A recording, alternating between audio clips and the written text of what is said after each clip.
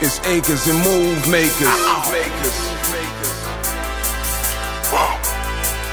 It's acres and move makers. I deal with land flippers, acres and move makers, room shakers, big boys with huge paper, the newspapers. You can run but can't escape us. We winning with these flash green when they act racist. Success is so contagious. Let's go. It's Acres and Move Makers. Welcome to Acres and Move Makers. My name is Ray. My name is Jay. And we are Acre Boys. Today, we want to talk to you about a very interesting topic. How to handle yourself when you're buying land from a shark or a savvy seller. Now, let me tell you something, right? You know, we encounter a lot of people throughout the course of our land investing journey, right?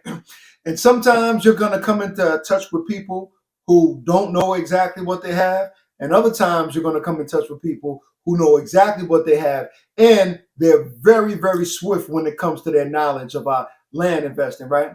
One of the things that pop up in my head that comes to mind is when we're doing our due diligence on the properties initially, if we see based off of the GIS maps that they own a whole lot of property in the area, or they call us back and say which property, that is a sign right there that I'm dealing with somebody that's savvy, because only somebody that's savvy owns that much land, right? And when they own that much land, they tend to know a lot about the land, right?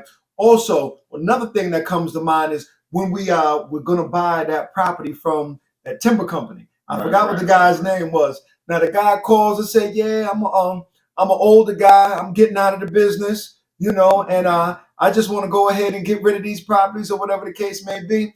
Come to find out, he wasn't giving us any deals. He was still very active inside the land investing space and was trying to sell us on some things that were, and it was still close to market value, mind you. So you have to be very, very intentional with dealing with these people. So typically the things that pop up, if they own a lot of property in that area, if they're owner of a timber company, whatever the case may be, and timber companies too, we tend to stay away from them a lot. And the reason is because why would somebody go ahead and give you, make a huge profit based off of a deal that they've had for a long time, and they own the property or whatever the case may be, and they own huge acreage, 100, 200 acres, and you want to give me a deal on the property? Typically, if they're trying to give me a deal on a property like that, that means that it's no good to them anymore. They've already harvested the timber. They've done everything with that property and got their money's worth out, and they want to sell it to you because potentially you don't know any better. But based off of the resources and tools that we have available, it's very easy for us to smoke these things out. The only thing you need to know is a lot about the space and be knowledgeable. All right, well, keep in mind when we're doing the business, we like to buy properties for as cheap as possible, as in any business model. Buy low, look to sell high, right? We do the same exact thing. We send out our offers ranging from anywhere from 25% on up to 50%. But when you're dealing with, say, a hot market, you should probably bump your offer price up. Not probably, you should bump your offer price up when you're dealing with a hot market. How do you check that? Days on market. We'll check that, and that'll let us know how fast things are moving. So if it's a hot market and we come across some properties and say a prospective seller gives us a phone call back, what I find off their back is when we're dealing with larger acreage, 40 acres or more, 50, 60, 70 acres, when we start getting in those range, these people start, unless it was like inherited property, fill the conversation out, get them talking when you get them on the phone. But if they have owned this property for a while and it's 40 acres or more, they typically know what they're having on their hands. They know the worth of what they have, right? So what I find is just to be truth, right? Just keep it simple. Just be truthful. You need the education to know what you're talking about, right? And experience also makes you comfortable. Like when you're new and you're dealing with a savvy guy, it could be a little overwhelming when you're new, right? We had a conversation early on, I think, in our first 2 years. And you remember we went to a really hot market, smoking hot market. Right. We got a guy on the phone. Land was over here selling, in this market was selling for about 300,000 to 400,000 for infill lots.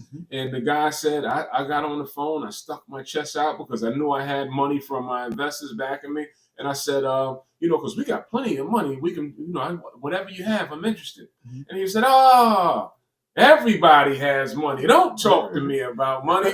And he made me feel a little foolish. I've never done that again either, because it's not about the money. Right. Keep it to what it is about. It's about that deal.